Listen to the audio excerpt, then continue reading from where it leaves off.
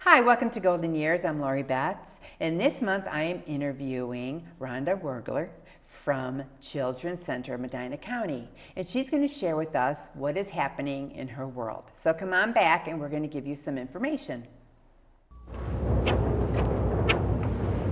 Excuse me. Excuse me, are you Santa Claus? I heard you might be him. If you are him, here's my list. Help the Marines make Christmas possible for less fortunate children. Donate a new toy to Toys for Tots. Here's Santa Claus.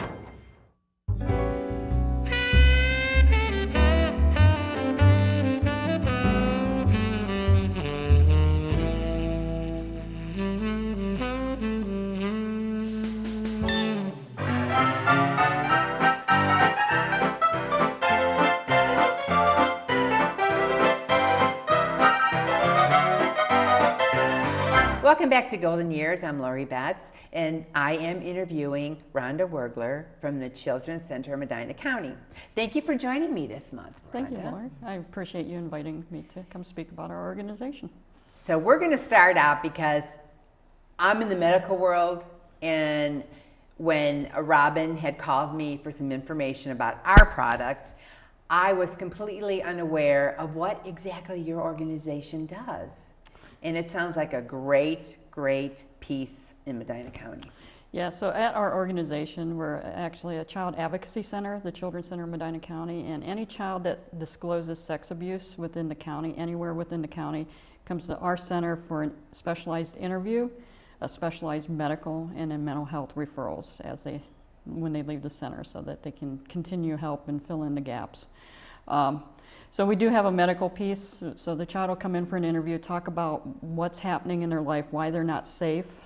The specialized interview, there's a lot of training involved to make sure they get the right information, and these are victims that we're talking to, not offenders.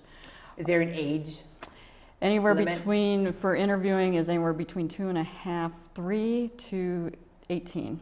And it will go up to age 21 for disabled or special needs adults. So, but most of our kids, 40% of the kids we see at the center are 6 and younger, and then 40% are between 7 and 12, and then the rest percentage-wise is 13 to 18. So the whole idea behind the Child Advocacy Center is to bring them in for one interview. Before we were in this county, the child would maybe disclose at school, so the teacher would ask details.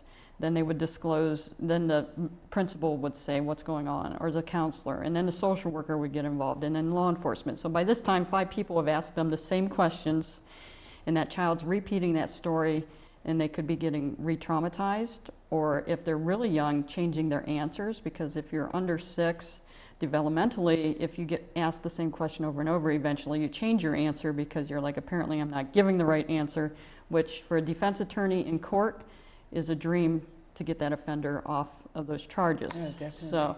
So the goal is to bring them to our center for that one interview. Anybody involved in that case comes to our center, so law enforcement is there, prosecutor is there, our nurse practitioner is there through the health department, our psychologist is there. So everybody is there meeting the family in one location instead of making that family go to several different locations for whatever services they need. So we bring everybody together. We do the one interview. We have a viewing room where law enforcement watches the interview, separate from the interview room, and then we record that interview for later purposes. Say that child, it goes to trial, they're not able to testify, we can replay that video in court and save them that further trauma of having to testify. And a child is supposed to be so busy living life, Yes. enjoying and playing. That's really my goal every day. This has got to be so overwhelming for the kids. The kids are pretty resilient. I think this is, having a location or somewhere safe for them to tell their story, and having adults believe in them and advocate for them helps them. That's a huge step in the healing process. It's when they don't have those opportunities to tell their story, or they hold it in, that it becomes bigger problems later with, drug use, or, and so this came about in the 80s. But in Medina County, we actually started in 2007 with the Child Advocacy Center. So this has been a movement that's been around for a while. You're a big secret, though. Yeah. For people who aren't in that arena, you're a big Exactly. secret. So so getting that child to our center, in Ohio, there's 32 child advocacy centers, and we are nationally accredited through the National Children's Alliance through Washington, D.C. So everything we do is above and beyond what is really needed at a basic level. So we're very specialized in the services that we're providing. Sex abuse cases, child abuse cases in general are usually complicated. There's a lot of pieces, parts, so bringing a team together to talk about this. So at the center, we collaborate with all those agencies that I mentioned, the prosecutor, psychologist, job and family, child protective services. And we meet once a month and talk about every case that comes through. And we that's share great. information. That way we're not asking the family the same questions over and over again. So we put all the pieces together that way. So by the time it gets to prosecution, everybody has worked together. And prosecution in our community, our prosecutor does a great job. And most of the time they don't go to trial. It's usually plea bargain because we have all the evidence we need and the offender knows they can't get out of whatever they have done to that child. So what's great is we started in 2007. We've seen over 750 kids come through our center for sex abuse. We don't see them come back through for sex abuse. So everything that we're doing at our center with the interview, and then they go over and they get a medical, and then mental health. Because you're connected with the health department also. Yes. And then we talk to the family while they're there on, and kind of guide them and teach them on why their child wasn't safe and what happened and how did this happen. So when they leave, they can better protect their children. So if we remove the offender from the home, if we talk to the parent and say this is why it happened, they can keep them out of those situations. So these children don't come back for more services once they go through this process. And once we bring it to light, abuse really is about getting it out of the darkness and out of the secrets and talking about it. So in today's world, because the world is so crazy, how does it start? Does it start like a teacher in the school, a counselor in the school? Most of the time, our mandatory reporters are the ones making these reports. So most of the time, it is the school teacher who overhears something or suspects something. So as a mandatory reporter in the state of Ohio, if you suspect child abuse, you need to make that phone call. You do not have to have evidence of child abuse. You just have to have a suspicion. It's up to the professionals, once you make that phone call, to investigate and determine if child abuse is really happening. So I tell people when I'm out speaking to them, make the phone call. We never want to regret not making that phone call. Oh, okay. So you don't have to have proof. It can be confidential. You don't even have to give them your name. You just have to give them the facts of why you suspect. And then that investigator, usually child protective service worker, will go out and investigate. My thought is it's better to go out and investigate and find out nothing is going on, knowing that child's safe, than not making that phone call. Because I think we live in a world, it seems like there's a ton of information, but people are afraid to get involved. Oh, definitely. I'm sure. So I would much rather get involved and know that I've protected a child, because if we don't make that phone call, if it continues, that child could end up dead. So. Good point. So even if it's a tiny issue, Yes. pursue it. Absolutely, make that phone call. They have guidelines at Child Protective Services from the state on what cases they open, what information leads to opening a case. But the great news is if it doesn't get opened at that point, it's all recorded and there's a history at this point. So say you make that phone call, they don't open the case, but then it starts to escalate and somebody else makes that phone call, they can look back and say, oh, somebody already called about this. Now they're opening that case. So it's really, don't think that just because you don't see something happening, that something is not happening. These workers work really hard to protect our children in Medina County. And as a team at the Child Advocacy Center, it's amazing to see all the professionals come together, rally around this child, and move them to success. So a grandparent could pick up the phone and say, you know what, I had my grandchild over the weekend. Yes, absolutely. He threw some questions at me, comments. Yes. And I'm kind of concerned about it. Yeah, so what I've learned, I've done this 6 or 7 years, is when you have a younger child, and they start talking about sexual type ideas or instances or activities that you think is not normal for that age, make that phone call. We live in an age too where there's a lot of technology, so kids have access to pornography at a much sooner age than they ever did. And many of our cases that we see through the center are older kids perpetrating on younger kids. And many times those older kids are seeing pornography and they're acting out on it. So you just don't know. It's not maybe always a person that they're learning it from, but maybe it's the technology, the pornography. So it's really important for parents to know what their kids are doing online. We do a lot of human trafficking training here in Medina County. Okay, that's good to know. And the technology is one of the venues that offenders or pimps use to get to our kids. So they're constantly looking at Facebook pages and Snapchat and looking for those kids that don't have a lot of friends, that They're maybe looking for somebody vulnerable with. that they can chat with. So it could be a teenage girl who just said, I fought with my parents, and they'll get on and say, hey, I just had a fight with my parents, and then they know psychologically how to bond with these kids that are vulnerable. And the average age of entry into human trafficking in Ohio is age 13. So. Oh my God, it's so, too young. Yeah, it's way too young. So, but it's way too young when you see a 4 or 5-year-old come in and they've already talked about sexual type instances that you think, oh my God. Which they should be clueless on. Yeah, absolutely. Every child should have a happy childhood and not have to worry about these types of and I work every day in my world to be out of business. So we do some prevention, and this is preventable. It really is.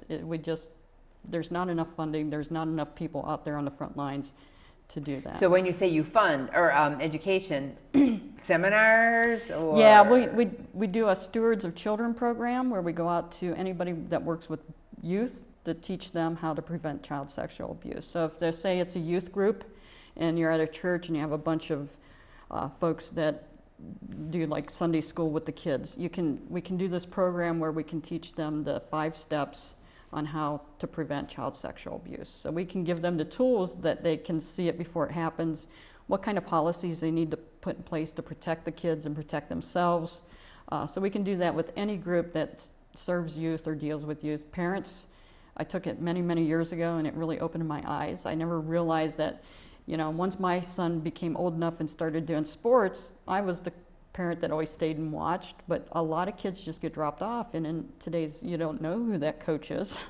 You don't know. They could be there looking for kids. A lot of your offenders, they join organizations like that because they're looking for kids, vulnerable kids that they can offend on. So as a parent, it's so important to know who's involved in your child's life, what they're doing online.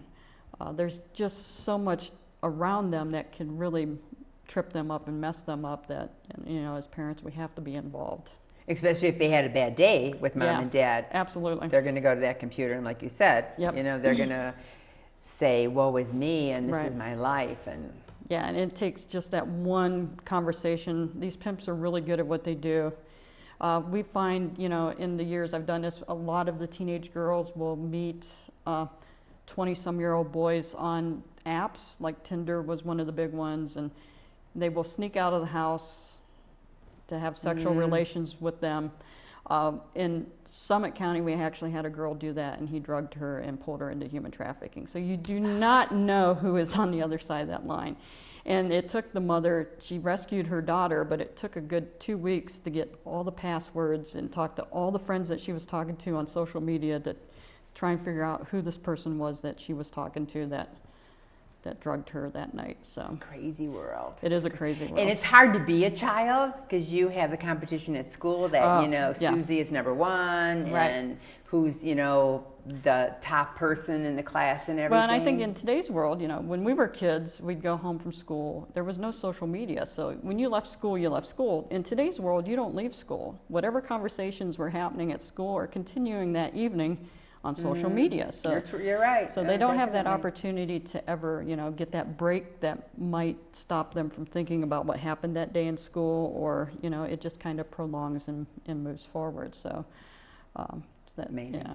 Well, Rhonda, we're going to take a quick break, then we're going to come back, and then you're going to share with me your funding and your fundraisers that are coming down the road.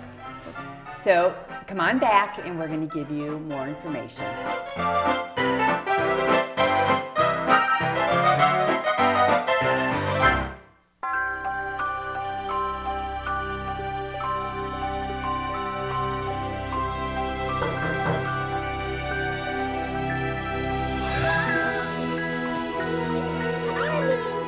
Thanks to your generosity, Marines have delivered Christmas to children in need since 1947. Can you help me with this? My new dad teaches me all kinds of stuff. Sure. He helps me with homework. That would be 3.6795. Thanks. Yep. He helps me with my decision making. I wouldn't use this one. Ever. And he's even teaching me how to drive. And that's why cars have bumpers. I'm learning so much. You don't have to be perfect to be a perfect parent. Thousands of kids in foster care will take you just as you are.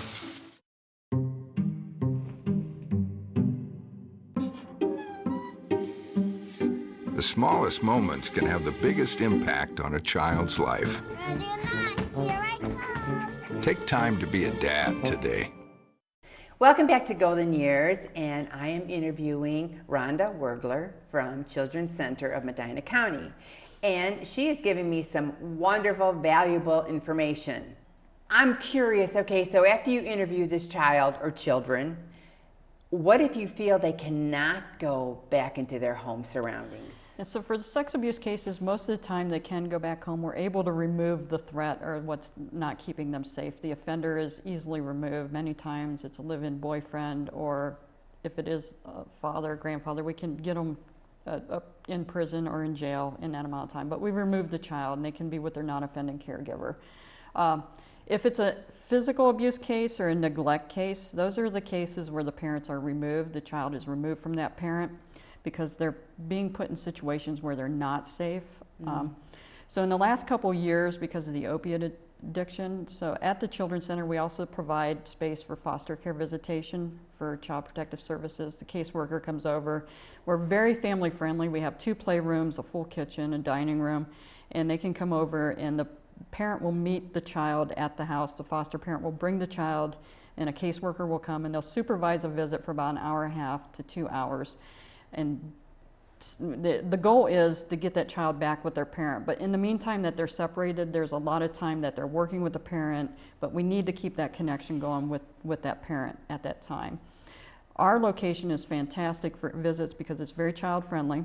It's like a house, so it puts them in that situation and where it looks like if they went back home, how would they be acting in their home? There's no TVs, it's all about the interaction. We have lots of toys for the kids. So in the last couple years, foster care in our county has increased dramatically because of opiates. At one point, we used to average 35 kids in foster care on any given day. Today, in this time frame, we can have 85 plus. At one point, we had 100 kids in foster care. So that's created a real increase in demand on foster care parents, which has led to a lot more grandparents raising their children or taking custody of their children. I do hear a lot of that. So we've seen an increase regionally as of 2012 of 10% increase of grandparents. And this is a Northeast Ohio region, but we're looking at 2017, 5 years later. I guarantee that number is 20, 25, 30% increase in grandparents. The average grandparent age is 55. They're still working. It's not like they're home and can watch the kids, so they have issues of childcare, health insurance. It's like raising a second family. And what they should be thinking about is retirement and just spending time with their grandkids. So, but that's not what they have. And a lot of seniors today that are 55 are taking care of their parents. Yes, so now they're taking care of their parents and they're taking care of their grandkids. It's a real strain on that population. So I do know in Medina County, the Oaks here in Brunswick provides a support group for grandparents. We're working on other locations in Medina County to get some support up because at this point our system is not prepared for grandparents raising their grandkids, so there's not a lot of resources. But I know the state and Child Protective Services and everybody involved is working on pulling resources together for these families. So at the center, up until the last couple of years, we were doing 250, 300 foster care visits per year. This year we will do over 600 foster care visits at our center. So all of our services, there's a higher demand because the foster care visits have went up. Sex abuse cases, last year we seen 59 kids for sex abuse. This year, at this date and time, we've already seen 74. So we know there's going to be an increase there. The opiate issue in our county, we haven't even seen the tip of the iceberg yet. So many of these sex abuse cases, when you have a parent that is doing opiates, it puts their child in a vulnerable situation because nobody's supervising that child. So it leaves them open for further abuse of physical abuse, sexual abuse. We know they're being neglected and not being fed or cared for properly, but there's other abuse situations that develop from that. So most of our kids, and right now we have a lot of babies at our center.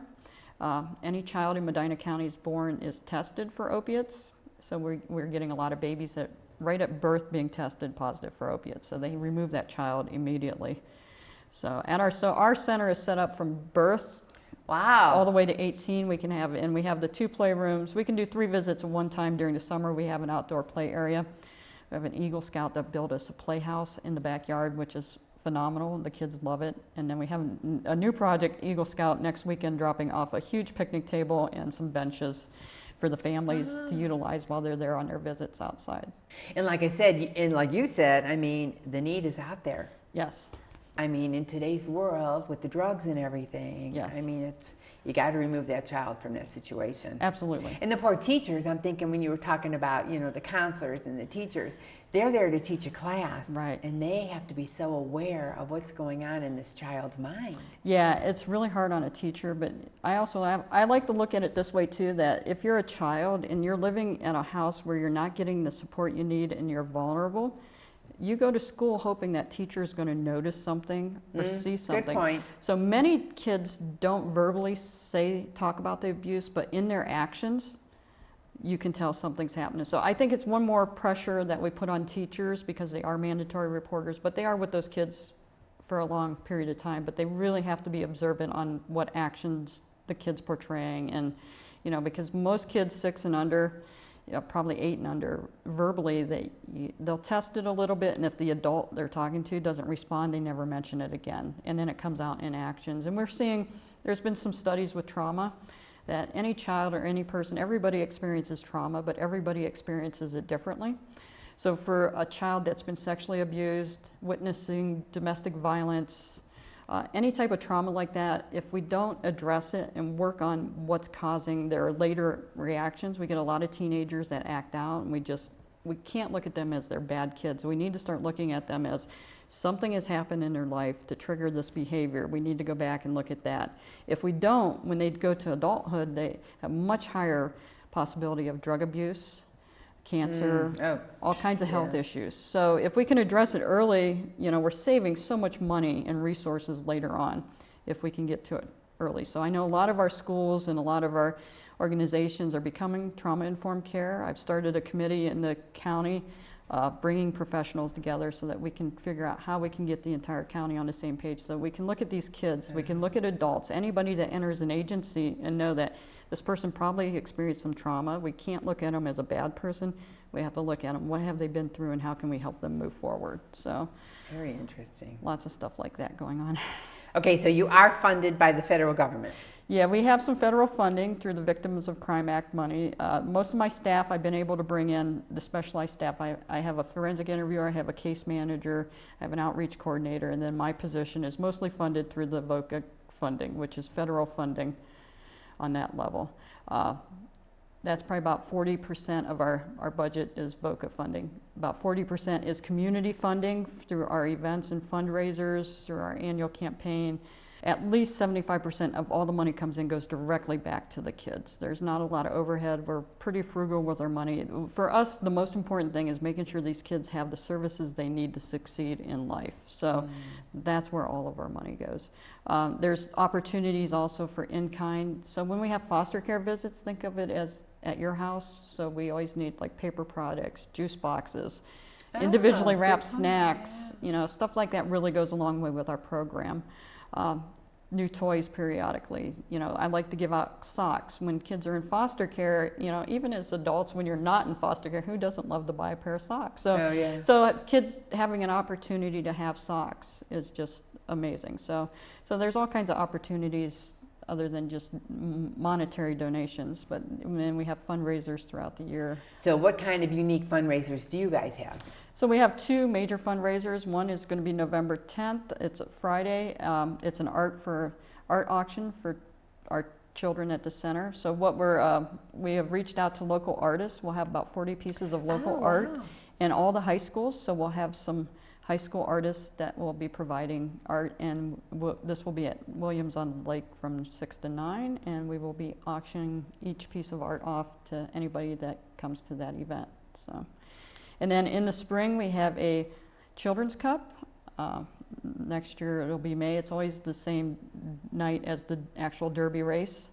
Oh, okay. And then that'll be at Weymouth Country Club this next May in 2018, and that is pretty well funded. So those are our two biggest fundraisers. In the meantime, we have some awareness programming. We have Pinwheels Walk in April. April is Child Abuse Prevention Month nationally, so we will plant pinwheels. We take pinwheels from the square and take them up to St. Francis Church and plant pinwheels in the yard there. And each pinwheel represents a family that experienced child abuse that an investigation was opened on. So in Medina County, we average about 500 child abuse cases each year investigated on. I think that number is we're going to definitely see that increase. Sure. But that's usually the average is around 500. So there's about 500 pinwheels that walk up the square there, up to St. Francis, and get planted on that day.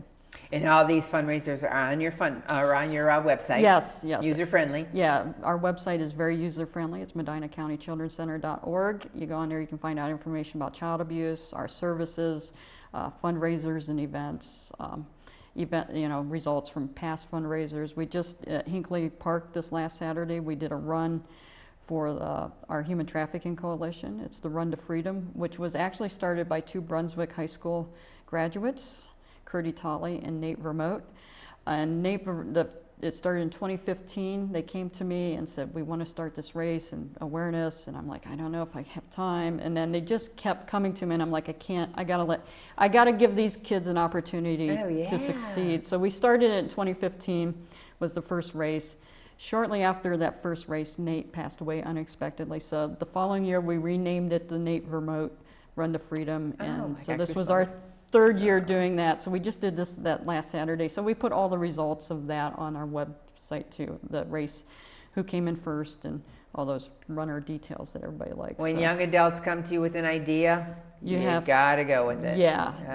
And looking back, that was probably one of the best decisions I made. Any child, I'd love to see them succeed. And if they come to me with an idea, I'll try and figure out how to make it work. And that's what we did with the Run to Freedom. So, and it's become a great. And Curdy's went on. He's in the military right now. He's looking at coming back and going to school for criminal justice. So, I mean, every kid has an opportunity to succeed. And sometimes it's just that one adult that gives them that, it doesn't take much sometimes for them to do that. But okay, Rhonda, what advice can you leave my viewers? Like, let's say a grandparent, like I said again, they're questioning their grandchild. Make a phone call. So we can do one of two things. If you don't want to call Child Protective Services, the hotline right away for child abuse, my case manager, Shannon Collins, at the 330-764-8891 extension 212, she can answer any question that you have. So if you're just thinking, okay, is this abuse, is this not, should I make the phone call, should I not make the phone call, you can call my case manager, Shannon, and she will talk through any scenario and every situation and guide you to who you need to make that phone call to. So we can do it that way, or if you know that you really have a high suspect that there's definitely abuse going on, make the phone call to the child abuse hotline. And that's 330-661-0800. If that child is in any immediate danger, just call 911 and get law enforcement out there and make that report. And then they will report to Child Protective Services also. Okay, and real quick, as far as foster parents, if someone has an interest, would they start with you guys? They can start with us, and we'll direct them to Sharon Holmes over at Job and Family Services. Okay. And we'll get them, I know they just started a class last week for folks to become foster parents in our community, and I think they'll be doing that a little bit more often because there is a huge need. Sure. We definitely need foster parents in our community. All right. Well, thank you so much for joining me this month on Golden Years. Thank you. There's just so much going on in life, and I just think all my viewers need to know that what's out there in Medina County, because like I always say, it's such a big county of collaboration. Yes. And no question or concern should ever go unlooked at or uninvestigated. No. I agree completely. Thank you for your time. Thank you. And thank you for joining us on Golden Years, and we will see you next month.